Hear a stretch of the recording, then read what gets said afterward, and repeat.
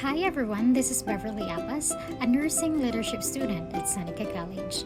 This video will talk about the strategies and how to reduce nursing emotional distress during COVID-19 pandemic.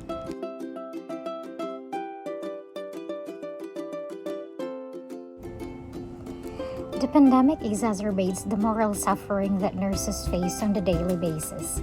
The majority of frontline healthcare workers have never seen anything like this before. As a result, many workers is subjected to a series of stressful experiences, which can have a severe impact on their psychological well-being. With insufficient resources and personal protective equipment, nurses in many countries are operating under pressure because of the pandemic, according to Turali et al. 2020. Nurses have a significant responsibility when they are compelled to make clinical judgment in the face of restricted resources. As a result, many nurses experience feelings of powerlessness and begin to doubt their competence. The first strategies for reducing emotional distress of nurses during COVID-19 pandemic is individualistic and collaborative approach. Self-care measures are required to counteract our nurses' moral injuries and help them during this tough period. Without this form of assistance, there will be an increase in moral discomfort, moral harm, and burnout, according to Hussein and Chatty of 2020. Moral fortitude. Nurses who have high levels of self-efficacy and self-control are better able to deal with the stress they encountered on the workplace. Moral resiliency permits to keep things in perspective, but put things in context and recognize that certain things are beyond control. This is according to Hussein and Chatty of 2020. Hussein and Chatty of 2020 added self-stewardship, which is the ability to care for and nurture one's own well-being. It assists nurses in putting the ethical conflict they experience involving patient-centered care and public health ethics into context. Having a designated space or outlet to address such problems can help to establish a more secure, comfortable, and supportive environment. Next is organizational support. To address the COVID-19 challenges, governments and healthcare institutions directly involved in the pandemic should supply enough nurses and equipment, according to Furuzuki et al. Of 2021. Hussein and Chatty of 2020 added that in order to meet the emotional and psychological requirement of nurses, organizations should provide trauma counseling. Employee assistance program and the use of additional support workers can be used to lessen the frequency and severity of emotional distress, according to Shepard et al. Of 2021. The revision of ethical framework with support and involvement from national nursing organizations, nurse educators, and nurse leaders, contributing to policy making through evidence-based research and empowering strategies, according to Turali et al. Of 2020. Nurse leaders should establish transparent, efficient, and strong communication guidelines policies, fewer COVID-19 patients, and accessibility to protective equipment to lessen nurses' moral suffering and mental health issues. This is according to Lake et al. Of 2021.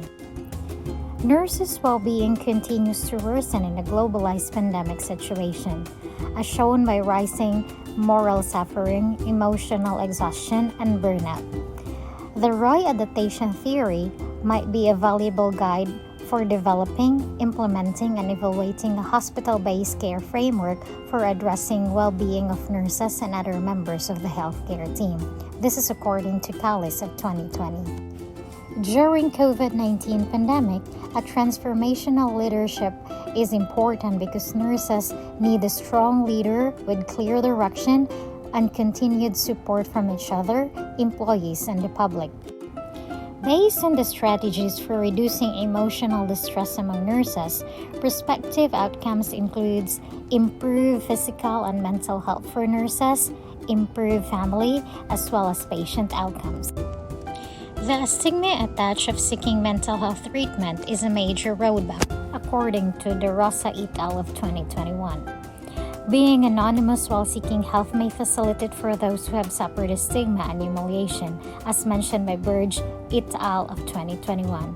He also added that another obstacle is administrative barriers such as insufficiency of personnel and lack of communication among employees.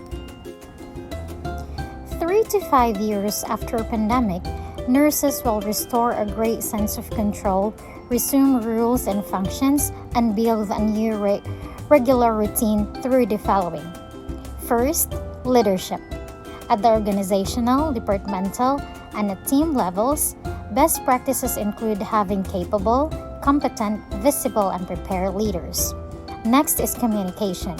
Communication, organization, and teamwork are the cornerstone of infectious disease management. COVID-19 specific guidelines requires organization to be ready to communicate in a timely, trustworthy manner. Next is education. Training and education in the issues of infectious control, mental health disaster, and disaster response team increases confidence and moderates the risk of stress. Last one is evaluation.